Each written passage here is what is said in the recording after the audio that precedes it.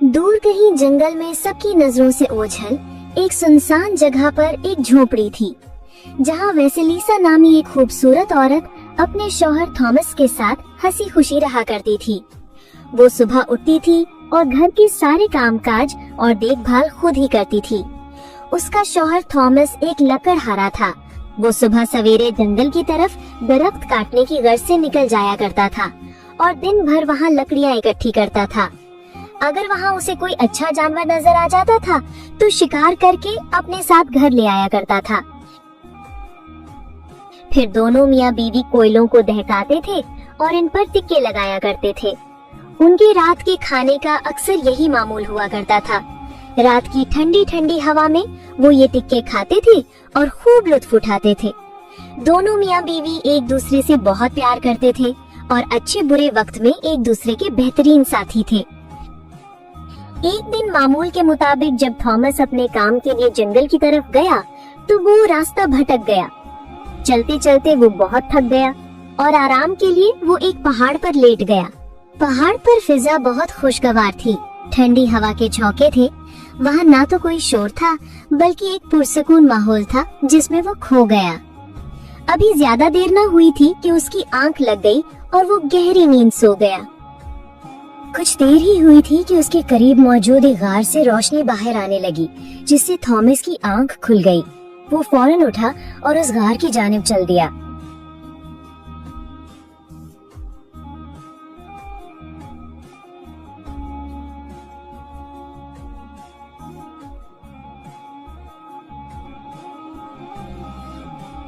उसने देखा अंदर लजीज खानों की एक मेज सजी थी, जहाँ परियों की मलिका मौजूद थी।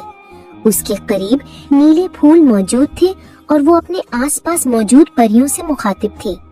जैसे ही उसकी नजर थॉमस पर पड़ी तो वो बोली, खुशामदीद नौजवान, तुम यहाँ कैसे आए हो? वो दरअसल मैं शिकार के लिए जंगल में निकला था और रास्ता भटक गया। आराम करने की गर्ज से लेटा तो आंख लग गई और फिर इधर आ पहुंचा।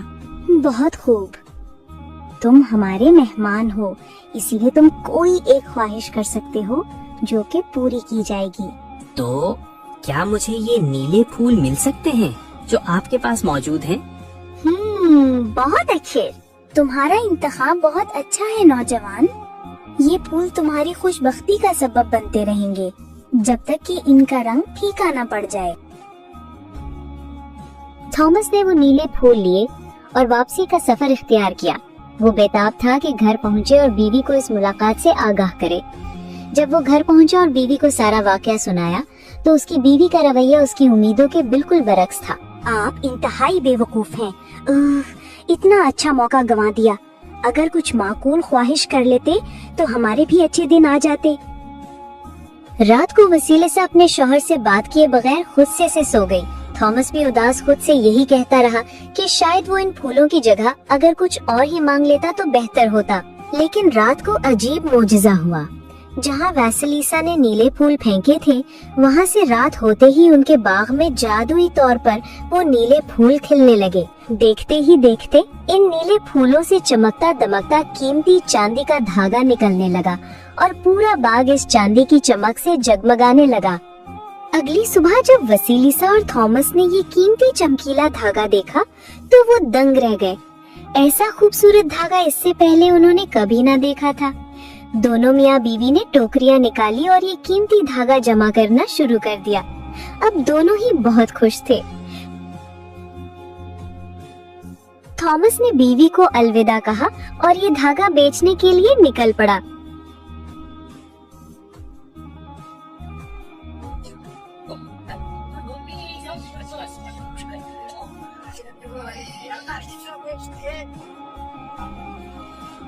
भाई, इतनी अच्छी रकम देने के लिए शुक्रिया।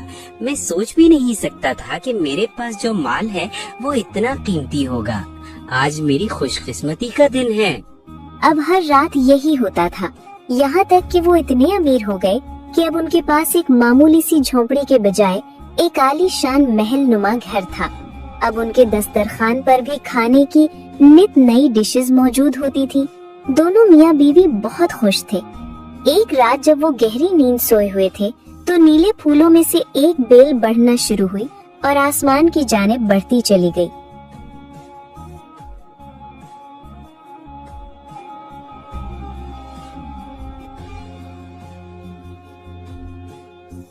जब मियाँ बीवी ने ये बेल देखी तो वो बहुत हैरान हुए। थॉमस ने बड़ी एहतियात से इस बेल पर चढ़ना शुरू कर दिया। चढ़ते चढ़ते वो आसमान की बुलंदियों पर पहुंच गया, मगर वो चढ़ता रहा।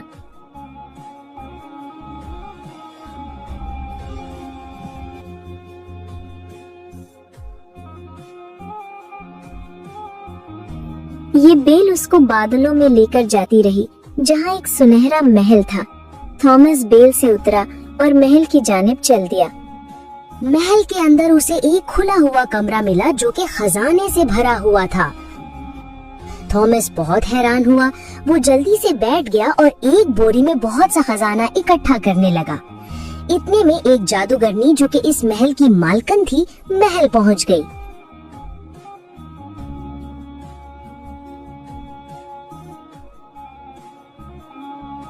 कौन? मेरे महल में कौन है? मुझे किसी आदमजात की बू आई है।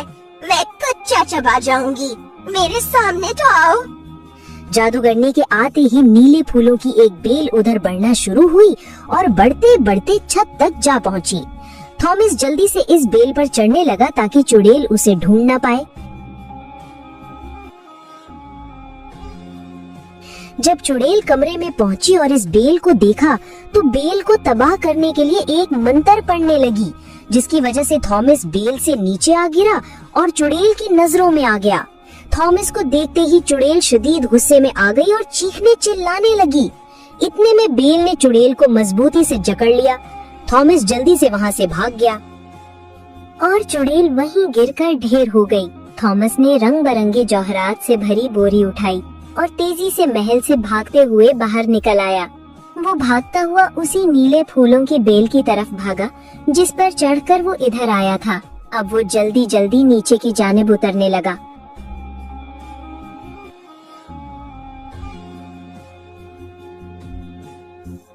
बेल से उतरकर वो जल्द ही अपने घर पहुंच गया।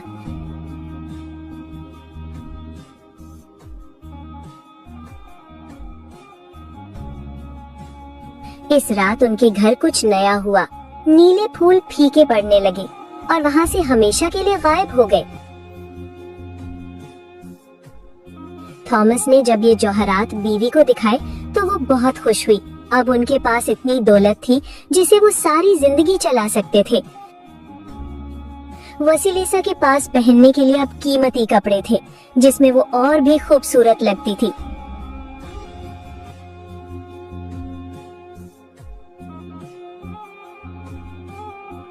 और इस तरह दोनों मियाँ बीवी ने बाकी की तमाम जिंदगी ऐशो इशरत में गुजारी।